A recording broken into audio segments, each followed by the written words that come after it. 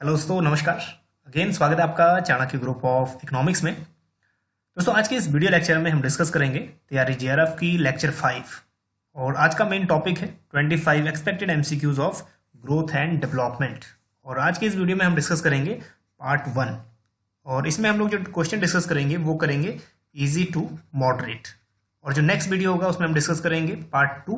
Part 2 में हम discuss करेंगे मॉडरेट टू हायर लेवल के क्वेश्चन जो ग्रोथ एंड डेवलपमेंट से रिलेटेड है। सो इसमें अपना पोटेंशियल चेक करना, आप 25 में से आपके कितने क्वेश्चंस ऑनेस्टली ठीक होते हैं, ठीक है, और किस लेवल की आपकी प्रिपरेशन है यूजीसी नेट की।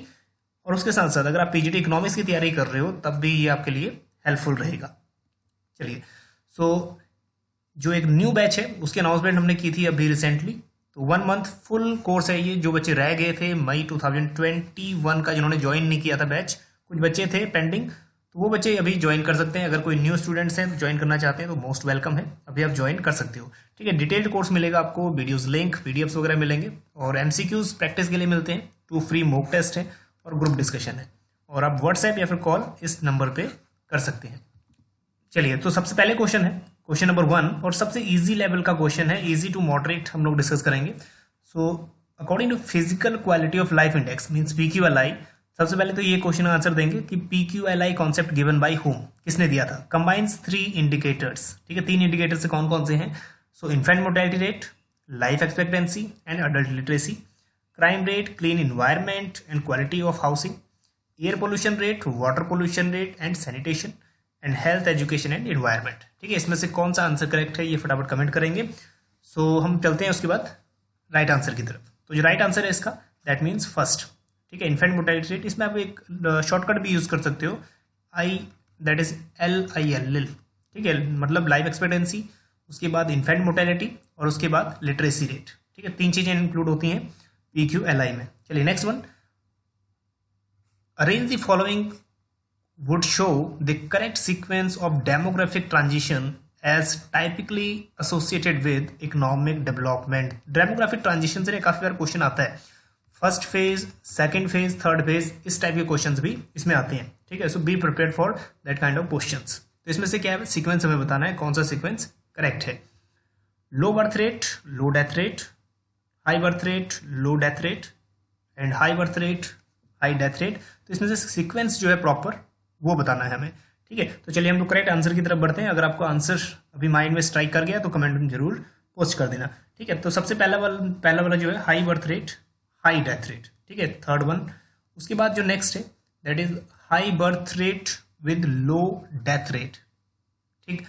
और जो थर्ड है that is low birth rate and low death rate, मतलब जो सी है वो बिल्कुल करेक्ट है। चलिए next one, with which of the following kinds of dualism is H Myint particularly associated with, ठीक है। मिंट की जो थ्योरी है ड्यूअलिज्म की वो किससे रिलेटेड है, technical dualism, geographical dualism, financial and social. ये क्वेश्चन रिपीटेड क्वेश्चन है जो ऑलरेडी आ चुका है, ठीक है, रिपीटेड क्वेश्चन है तो मतलब इंपॉर्टेंट क्वेश्चन है। सो जो मेन आंसर है उसकी तरफ हम लोग मूव करते हैं, दैट मीन्स फाइनेंशियल ड्यूअलिज्म। चलिए फटाफट बता देंगे कि टेक्निकल ड्यूअलिज्म कॉन्सेप्ट किसने दिया था, फिर उसके बाद हम लोग चलेंगे थ्योरीज ऑफ ड्यूअलिज्म की तरफ। तो थ्योरीज ऑफ ड्यूअलिज्म ये भी पॉइंट आउट कर लेना, सोशल ड्यूअलिज्म बाइक ने कॉन्सेप्ट दिया था, technical dualism Higgins, financial dualism Myint, enclave dualism 3 professor जुड़े हुए हैं यहाँ पे, सिंगर, फर्टैडो, मिंट। और इंटरनेशनल ड्यूअलिज्म माइकल टिटेरो और geographical dualism that is Gunnar Myrdal. तो ये कॉन्सेप्ट सारे ही इंपॉर्टेंट है, इनको भी पॉइंट आउट कर लेना। चलिए fourth one, Marx had given a concept of unemployment in the context of capitalist system which keeps wages down or prevents wages from rising even as the demand for labor increases। थोड़ा concept को समझना, उसके बाद आप लोग easily find out कर लोगे कि आंसर क्या होना चाहिए, ठीक है। मार्क्स के हिसाब से जो एक्सप्लॉयटेशन होता था लेबर के साथ साथ, ठीक है, उनकी वेजेस कम होती थी। तो स्टेटमेंट एक बार समझ लेना। तो मार्क्स ने उसको क्या नाम दिया है, ठीक है, तो मार्क्स ने उसको नेम दिया था रिजर्व आर्मी ऑफ लेबर, ठीक है। मोस्ट ऑफ द आंसर जो है बिल्कुल करेक्ट होंगे। चलिए fifth question, in the lowest model what does the term surplus labour, ठीक है, अनलिमिटेड सप्लाई ऑफ लेबर ये कॉन्सेप्ट दिया था लुइस ने, और कई बार डायरेक्टली आ जाता है सरप्लस लेबर का कॉन्सेप्ट या अनलिमिटेड सप्लाई ऑफ लेबर का कॉन्सेप्ट किससे जुड़ा हुआ है, ठीक है। लुइस मॉडल किसके बारे में, हमें क्या बताता है ये, an amount of labour that is so high that deflates wages throughout the economy, labor that does not have least a primary level of education, labor that can be withdrawn from the level of low productivity agriculture sector without decrease in the total production, and labor that is exploited by the capitalist class. फटाफट इसको पढ़ेंगे, फिर उसके बाद comment करेंगे कि answer क्या होना चाहिए. ठीक है, वीडियो पॉज कर लेना अगर आपको थोड़ा सा समझने में टाइम चाहिए. ठीक, सो मार्जिनल प्रोडक्टिविटी ऑफ लेबर क्या होती है यहाँ पे? 0, क्योंकि डिस्गाइज्ड अनएम्प्लॉयमेंट होती है. ठीक है, अकॉर्डिंग टू लुइस. जो सी है वो बिल्कुल करेक्ट है. अगर हम लोग एक दो जो डिस्गाइज्ड अनएम्प्लॉयमेंट है, ठीक है, अगर वो लेबर निकाल भी देंगे बाहर तो जो टोटल प्रोडक्शन है वो कम नहीं होगा. चलिए next question number 6. According to Rybczynski theorem the growth of only one factor at constant relative commodity prices leads to an absolute expansion in the output. आपने रिब्जिस्की थ्योरम पढ़ी होगी. तो रिब्जिस्की थ्योरम, एक फैक्टर क्या होता है? कांस्टेंट होता है और अदर फैक्टर एक्सपेंडिंग होता है. तो उसके according lead to an absolute expansion in the output of both commodities, the commodity using the growing factor intensively and the commodity using non growing factor intensively and any of the above. ठीक है, सो जिसका right answer है वो है आपका B, the commodity using the growing factor intensively. चलिए question number 7. Which of the following economist are proponents of dependency theory of development. और dependency theorem ऐसी थ्योरम है जो बार बार रिपीटेड होकर किसी न किसी फॉर्म में पूछ लेता है ये. ठीक है, डिपेंडेंसी थ्योरम किस पे रिलेटेड है, इससे इकोनॉमिस्ट कौन कौन से जुड़े हुए हैं वो पूछ लेता है. तो इसमें जो इकोनॉमिस्ट जुड़े हुए हैं, नक्से इससे जुड़े नहीं है, A.G. फ्रैंक इससे जुड़े हुए हैं, पॉल प्रेब्रिश. ठीक है, जो मेन इकोनॉमिस्ट है पॉल प्रेब्रिश इससे जुड़े हुए हैं, और गैल्ब्रिथ भी इससे जुड़े हुए नहीं है. तो सेकंड एंड थर्ड जिसका भी आंसर है बिल्कुल करेक्ट है. चलिए question number 8. Arrange the following country as per their HDI rank in the descending order on the basis of 2020 UNDP report on human development. ठीक है, HDI की रिपोर्ट बतानी है 2020 के according. Pakistan, China, India and Sri Lanka. Ascending, that is descending order में. जिसका rank higher है उसको रखना है फर्स्ट पे. सो अकॉर्डिंग अगर हम 2020 की बात करें तो जो इंडिया की रैंकिंग थी 131 थी. ठीक है, और अगर हम इंडिया दैट इज श्रीलंका की बात करें तो 72 थी, और अगर चाइना की बात करें 85, और पाकिस्तान की बात करें तो 154 जो रैंकिंग थी वो थी. तो टॉप पे आ गया श्रीलंका, दैट इज 4. उसके बाद जो नेक्स्ट है चाइना, दैट इज 2. उसके बाद नेक्स्ट इंडिया, दैट मीन्स 3. तो बी जो आंसर है वो बिल्कुल करेक्ट है. चलिए next one. Golden rule of accumulation refer to saving rate that. तो गोल्डन रूल ऑफ अक्यूमुलेशन, पहले तो ये आपको समझ आ गया होगा, एडमंड फेल्प की जो थ्योरी है, किसके बीच का रिलेशन है. ठीक है, फटाफट उसको कमेंट करेंगे कि किसके बीच का रिलेशन है. अगर रिलेशन पता कर पाएंगे तो आप लोग आंसर इजीली दे पाओगे कि आंसर इसका क्या होना चाहिए. So saving rate that maximise growth rate of output, optimises the investment in the economy and maximises the growing per capita consumption and none of the above. ठीक, तो जो राइट आंसर है वो है आपका that is C, maximise the growing per capita consumption. So according to Phelps क्या कहता है? पर कैपिटा कंजप्शन वाई एक्सिस पे, और जो नेक्स्ट है सेविंग रेट वो लेता है एक्स एक्सिस पे. ठीक है, तो जो ये वाला पॉइंट है जहां पर कैपिटा कंजप्शन मैक्सिमम होता है, इसको नाम देता है गोल्डन रूल ऑफ अक्यूमुलेशन. ठीक है, और इसके बाद क्या होता है, जैसे ही पर कैपिटा इनकम, जैसे सेविंग रेट बढ़ता है तो पर कैपिटा कंजप्शन है वो भी फॉल डाउन होता रहता है. तो जहां पे पर कैपिटा कंजप्शन जिस सेविंग रेट पे मैक्सिमम होता है उसको हम बोलते हैं गोल्डन रूल ऑफ अक्यूमुलेशन. चलिए next one, question number 10. Which one of the following programmes is suggesting by M.K. Gandhi to create that conditions conductive to economic equality and achievements of communal harmony. ठीक है, महात्मा गांधी जी ने कौन सी जो programme था या फिर कौन सी स्कीम थी उसको लॉन्च की थी, स्पेशली कम्युनल हार्मनी या फिर जो वेलफेयर ऑफ द सोसाइटी के लिए या फिर जो जॉब क्रिएशन है उसके लिए. ठीक है, तो जो राइट आंसर है वो है सर्वोदय प्लान. और सर्वोदय प्लान को 1950 में, फिर ये किसके नाम से हम लोग जब एक क्वेश्चन करते हैं Sarvodaya plan is given bye या वॉज गिवन बाय, तो ये हम नाम लेते हैं JP जयप्रकाश नारायण का. ठीक है, तो जो ये ड्राफ्टेड थी ये कमेटी, ये या फिर ड्राफ्टेड थी ये प्रोग्राम, वो ड्राफ्ट किया था 1950 में JP नारायण ने. लेकिन जो ओरिजिनली रिलेटेड है, जो सजेस्ट किया था वो किया था गांधी जी ने. Okay, question number 11. The ultimate effect of the invisible hand. ठीक है, सबसे पहले तो इनविजिबल हैंड जो इंटरनेशनल इकोनॉमिक्स में यूज होता है, लेकिन ग्रोथ में भी इसमें हम लोग ऐड कर देते हैं। Invisible hand of Adam Smith is that in a competitive economy everyone. ठीक है, इनविजिबल हैंड, क्योंकि एडम स्मिथ का कॉन्सेप्ट हम लोग जब पढ़ते हैं ग्रोथ में भी पढ़ते हैं, तो एडम स्मिथ से जुड़ा हुआ है इनविजिबल हैंड थ्योरी। ठीक है, व्हाट इट मीन्स, अगर मीनिंग आपको पता है तो आंसर आपको इजीली फाइंड आउट हो जाएगा। ठीक, तो सभी ऑप्शन से यहाँ पर नहीं पढ़ने वाला, ज़्यादा टाइम वेस्ट होगा। हम लोग आते हैं करेक्ट आंसर पे, और आपको करेक्ट आंसर पता लग गया तो फटाफट कमेंट करेंगे। सो जो करेक्ट आंसर है that means benefit if each act in his और हर ऑन इंटरेस्ट। तो इसमें क्या कहते हैं, इनविजिबल हैंड का मतलब क्या होता है, producers are free to what to produce and consumer are free to what to consume. ठीक है, दोनों ही अपने आप में फ्री हैं। तो इसमें जो फर्स्ट वन है ये बिल्कुल करेक्ट है। Okay, next one, question number 12, take off stage in an economy means. ठीक है, रोस्टो की ग्रोथ थ्योरीज है, उसके अकॉर्डिंग टेक ऑफ स्टेज जो है इकोनॉमी में, उसका मतलब क्या है, स्टेडी ग्रोथ बिगिंस होती है, economy is stagnant, economy is about to collapse and all controls are removed. ठीक, तो जो करेक्ट आंसर है वो है A, steady growth begin. Okay, question number 13, according to Lewis model the dual economy grows only when. ठीक है, इसका answer क्या होना चाहिए, फटाफट कमेंट करेंगे। ड्यूअल इकोनॉमी ग्रोथ तब होगा जब modern sector increases its output share relatively to traditional sector, and agriculture sector uses modern equipment, agriculture sector hires labor economically, and modern manufacturing sector is capital intensive। ठीक है, appropriate answer क्या है वो बताएंगे। ठीक, तो अकॉर्डिंग टू लुइस जो इसका appropriate आंसर है वो है modern sector increases its output share relatively to traditional sector. ठीक है, जो appropriate है वो है first. Okay, 14th one, if in a Herodian economy actual growth rate is 15% and warranted growth rate is 12%, so this will lead to actual growth rate ज़्यादा है।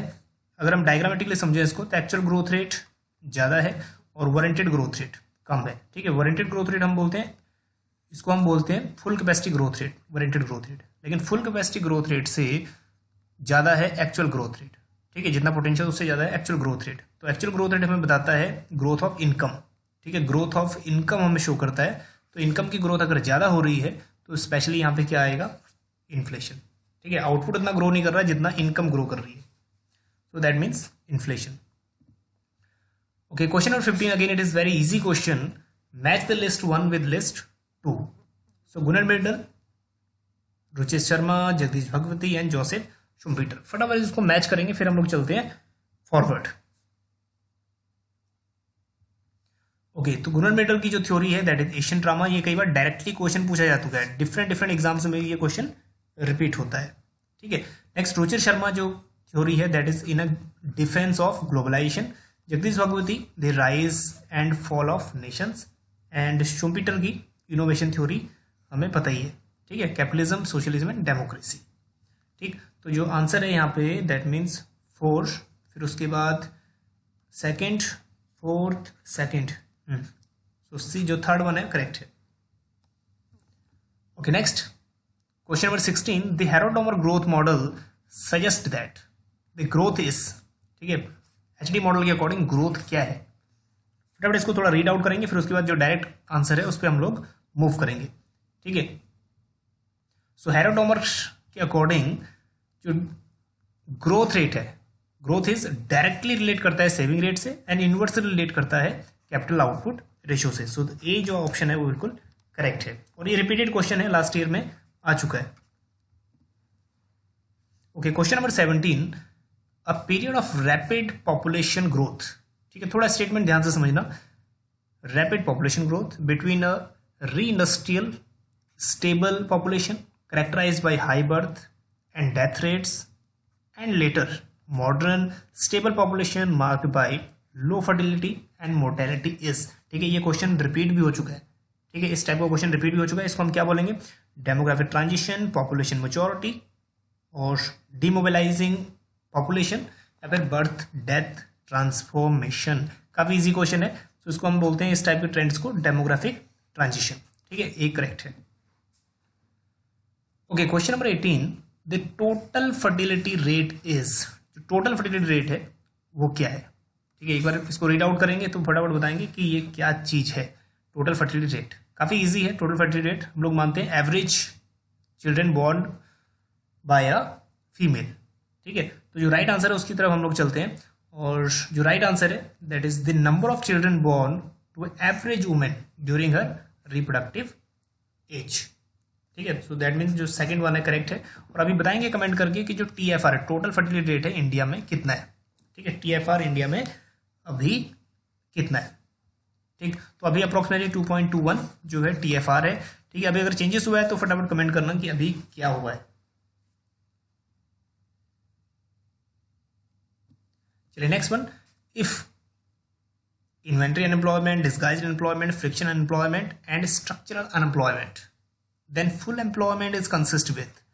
तो full employment में कौन कौन सी वो दो अनएम्प्लॉयमेंट एग्जिस्ट होती हैं। ठीक है, और केंज स्पेशली कहते हैं जो फुल एम्प्लॉयमेंट की सिचुएशन है उसमें फ्रिक्शनल अनएम्प्लॉयमेंट और स्ट्रक्चरल अनएम्प्लॉयमेंट दोनों ही होती है। ठीक है, सो दैट मीन्स 3 and 4 जो सी है अपना बिल्कुल करेक्ट है। Okay, question number 20, which of the following is not correctly matched. कौन से जो पेयर हैं वो मैच नहीं कर रहे। चलिए, सो बिग पुश रोडान करेक्ट है, बैलेंस ग्रोथ थ्योरी नक्स से बिल्कुल करेक्ट है, development with unlimited supply of labour, ठीक है, हिर्शमैन नहीं है। राइट आंसर क्या है ये फटाफट कमेंट करेंगे कि राइट आंसर इसका क्या होना चाहिए। ठीक है, क्रिटिकल मिनिमम एफर्ट्स प्रोफेसर लेवेंस्टाइन बिल्कुल करेक्ट है। तो जो करेक्ट नहीं है वो है आपका सी। ठीक है, जो इसका आंसर होना चाहिए that is C, that is given by Lewis. Okay, question number 21 Karl Marx से जुड़ा हुआ है। Karl Marx refer to the concept of organic composition of capital. ठीक है, what it means, what is the formula of organic composition of capital. ठीक है, C constant capital है, V variable capital and S is surplus value. और इन तीनों ratio को याद कर लेना, सी वी एंड एस तीनों को अच्छी तरह से फॉर्मूला देख लेना, ये किसी न किसी फॉर्म में रिपीट आते ही हैं। ठीक, तो ऑर्गेनिक कंपोजिशन ऑफ कैपिटल जो राइट आंसर है वो है बी। ठीक है, constant capital upon variable capital. लेकिन कई फॉरेन ऑथर्स हैं जो ए है इसको करेक्ट आंसर मानते हैं फॉरेन ऑथर के अकॉर्डिंग। ठीक है, आपके अकॉर्डिंग क्या है आंसर ये कमेंट करिएगा। लेकिन जो इंडियन ऑथर्स हैं वो प्रेफर करते हैं हमेशा सी अपॉन वी। लेकिन कुछ जो फॉरेन ऑथर्स हैं वो ऑर्गेनिक कंपोजिशन ऑफ कैपिटल को मानते हैं ये वाला सी अपॉन वी प्लस एस को। लेकिन अभी जो यहाँ पे फिलहाल राइट आंसर है वो है बी। चलिए, question number 22, which of the following may be termed as long term objectives of Indian planning. तो लॉन्ग टर्म ऑब्जेक्टिव्स कौन कौन सी है प्लानिंग की? सेल्फ रिलायंट बिल्कुल है, प्रोडक्टिव एम्प्लॉयमेंट जनरेशन बिल्कुल है long term plan, growth of 7% per annum. ठीक है, तो ग्रोथ जो होती है ना एनुअल होती है, तो ये बिल्कुल नहीं है, एनुअल है, लॉन्ग टर्म प्लान नहीं है। ग्रोथ इन इंफ्रास्ट्रक्चर भी क्या है, कैपिटल ग्रोथ है, तो यहाँ पे इंफ्रास्ट्रक्चर जो है अपना लॉन्ग टर्म प्लान है। तो फर्स्ट सेकंड एंड फोर्थ जो है करेक्ट आंसर है। Okay, question number 23, why statically is the unemployment rate low in India. Statically जो अनएम्प्लॉयमेंट रेट है लो आता है इंडिया में, क्यों? ठीक है, क्या रीजन है? Unemployment is calculated only from the age of 15 years to 59 years। ठीक है, unemployment survives only when individual can not find a job. या फिर थर्ड वन है, people are not interested in working outside the domestic area. ठीक है, आपके according क्या answer होना चाहिए फटाफट कमेंट करेंगे। सो इसमें स्टैटिकली जो डाटा है अनएम्प्लॉयमेंट का लो आता है, उसका मेन रीजन है number 1, unemployment is calculated only, जो अनएम्प्लॉयमेंट रेट है जो वर्किंग एज होती है 15 to 64। ठीक है, तो ये वाला तो करेक्ट नहीं है। Unemployment survives only when individual can not find a job. ठीक है, वो जॉब करना चाहता है लेकिन जॉब नहीं मिलती, करेक्ट स्टेटमेंट है। People are not interested in working outside the domestic area.